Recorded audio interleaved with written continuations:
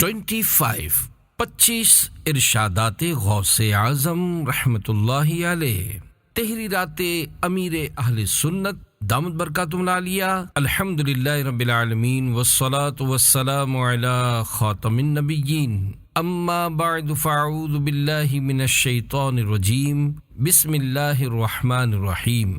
25 ارشادات غوث اعظم رحمۃ اللہ علیہ، دعائے عطار۔ یا اللہ پاک جو کوئی 25 ارشادات غوث اعظم رحمۃ اللہ علیہ پڑھ یا سن لے، اسے فیضان غوث اعظم سے مالا مال فرما اور اس کو ماں باپ سمیت بے حساب بخش دے، آمین بجاہ خاتم النبیین صلی اللہ علیہ وآلہ وسلم۔ درود پاک کی فضیلت اللہ پاک کے پیارے پیارے سب سے آخری نبی صلی اللہ علیہ وآلہ وسلم کا فرمان عالی شان ہے، تمہارے دنوں میں سب سے افضل دن جمعہ ہے، اسی دن حضرت آدم صفی اللہ پیدا ہوئے، اسی میں ان کی روح مبارکہ قبض کی گئی، اسی دن سور پھونکا جائے گا اور اسی دن ہلاکت طاری ہوگی، لہذا اس دن مجھ پر درود پاک کی کثرت کیا کرو کیونکہ تمہارا درود پاک مجھ تک پہنچایا جاتا ہے۔ صحابہ کرام علیہم رضوان نے عرض کی، یا رسول اللہ صلی اللہ علیہ وآلہ وسلم، آپ کے وصال کے بعد درود پاک آپ تک کیسے پہنچایا جائے گا؟ ارشاد فرمایا کہ اللہ پاک نے انبیاء کرام علیہم السلام کے اجسام کو کھانا زمین پر حرام فرمایا ہے۔ تو زندہ ہے واللہ، تو زندہ ہے واللہ، میری چشم عالم سے چھپ جانے والے، صلو علی الحبیب صلی اللہ علی محمد۔ عرفان مدنی ٹی وی چینل کے ناظرین کے لیے خوشخبری ہے کہ عرفان مدنی ٹی وی کے ساتھ 2 نیو یوٹیوب چینلز کا آغاز کر دیا گیا ہے۔ سب سے پہلے آپ یوٹیوب پر سرچ کر لیں عرفان مدنی ٹی وی، جیسے ہی چینل کا نیم سامنے آئے اس پہ کلک کریں، پھر تھوڑا سا سکرول کریں، وہاں آپ کو میرے 2 نیو فیچرڈ چینلز نظر آئیں گے۔ ایک کا نیم ہے عرفان قرآن وائس اور دوسرے کا نیم ہے مدنی مسائل بائی عرفان۔ عرفان قرآن وائس میں ہم آپ کی خدمت میں لے کر آئے ہیں قرآن پاک کی تلاوت، ترجمہ اور تفسیر صراط الجنان، جس میں آپ کو حاجی عبدالحبیب عطاری کی وائس میں قرآن پاک کی تفسیر سننے کو ملے گی۔ یہ چینل صرف اللہ پاک کی رضا کے لیے بنایا گیا ہے تاکہ آپ کا رشتہ قرآن پاک سے مضبوط ہو سکے۔ سیکنڈ چینل کا نیم ہے مدنی مسائل بائی عرفان۔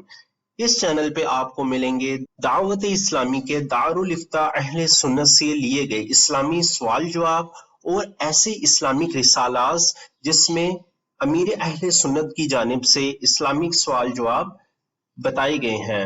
میری آپ سب سے محبت بری گزارش ہے کہ ان دونوں چینلز کو اوپن کریں، ویڈیوز دیکھیں اور لازمی سبسکرائب کریں۔ آپ کا سپورٹ میرے لیے صرف مدد نہیں، ایک روحانی تعلق کا اظہار ہے۔ اللہ پاک ہم سب کو دنیا اور آخرت کی بھلائیاں نصیب فرمائے، دعاؤں میں یاد رکھیے گا۔ آئیے اس ہفتے کا رسالہ سنتے ہیں۔ جزاک اللہ خیرہ۔ نمبر 1، برے اخلاق کا علاج۔ بھوک پیاس برداشت کرنا اور راتوں کو جاگنا آسان ہے، مگر برے اخلاق کا علاج بہت مشکل ہے۔ نمبر 2، موت قریب ہے۔ بعض لوگ ہنس رہے ہوتے ہیں حالانکہ ان کی موت قریب آ چکی ہوتی ہے۔ نمبر 3، عید کا دن۔ میں تو جس دن اس دنیا سے اپنا ایمان سلامت لے کر گیا، میرے لیے تو وہی دن عید ہوگا۔ 4، سچائی کا دامن نہ چھوڑو۔ اللہ پاک کی نافرمانی نہیں کرنی چاہیے اور سچائی کا دامن ہاتھ سے نہیں چھوڑنا چاہیے۔ 5، عزت و کرامت کا تاج۔ اللہ پاک کی صبح و شام فرما برداری کرتے رہو، جب تم ایسا کرو گے تو عزت و کرامت یعنی بزرگی کا تاج تمہارے سر پر ہوگا۔ 6، سب تیرا حکم مانیں گے۔ جب تو اللہ پاک کے حکم کا پابند ہو جائے گا تو تمام کائنات تیرا حکم مانے گی۔ 7، عقل مند کہنے کی وجہ۔ عقل مند کو عقل مند اس لیے کہا جاتا ہے کہ اس کی نظر کاموں کے انجام یعنی اینڈ پر ہوتی ہے۔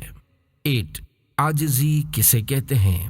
عاجزی یہ ہے کہ بندہ جس سے ملے اس کو اپنے آپ سے بہتر جانے اور یہ سوچے کہ ہو سکتا ہے اس شخص کا اللہ پاک کے یہاں مرتبہ مجھ سے زیادہ ہو۔ نمبر 9 3 ضروری چیزیں۔ مسلمان کے لیے ہر حالت میں یہ 3 چیزیں ضروری ہیں۔ نمبر 1 اللہ پاک کے حکم پر عمل کرنا۔ نمبر 2 اس کی منع کی ہوئی باتوں سے بچنا، اور نمبر 3 اللہ پاک کی رضا پر راضی رہنا۔ نمبر 10 بغیر محنت کے تو دنیا بھی نہیں ملتی، تو جب یہ فنا یعنی ختم ہونے والی دنیا بھی بغیر محنت کے نہیں ملتی تو جنت جو کہ ہمیشہ باقی رہنے والی ہے وہ بغیر محنت کے کیسے ملے گی؟ تو جنت پانے کے لیے خوب عبادت و ریاضت کیجیے۔ 11 تھوڑے رزق پر راضی رہو، تھوڑے رزق پر خوش رہ اور اس کو لازم پکڑ لے یہاں تک کہ تیرا وقت پورا ہو یعنی تو فوت ہو جائے اور پھر تجھے اس سے بہتر کی طرف لوٹایا جائے۔ 12 خالی ہاتھ نہیں لوٹایا جاتا۔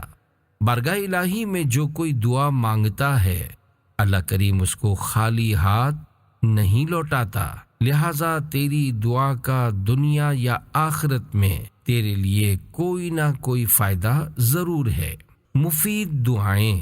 اللہ پاک سے اپنے پچھلے گناہوں کی معافی، آئندہ گناہوں سے بچنے، اچھی طرح اس کی عبادت کرنے، اچھی موت اور انبیاء کرام علیہم السلام، صدیقین، شہداء اور نیک بندوں سے ملاقات کی دعائیں مانگا کرو۔ 14 اللہ پاک کی فرما برداری۔ اللہ پاک کی جب تو فرما برداری کرے گا مخلوق میں مخدوم یعنی جس کی خدمت کی جائے ایسا بنا دیا جائے گا۔ 15 دھوکہ کھایا۔ دنیا کی رونقیں اور آسائشیں دھوکہ دینے والی ہیں، جس نے انہیں پایا دھوکہ کھایا اور غافل ہوا۔ 16 توبہ کے دروازے میں داخل ہو جاؤ۔ اے لوگو جتنی نیکیاں کر سکتے ہو کرو اور توبہ کے دروازے کو بھی غنیمت جانو اور اس میں داخل ہو جاؤ، یعنی توبہ کر لو، نیک لوگوں کے اجتماعات کو بھی غنیمت جانو۔ 17 کن یعنی ہو جا۔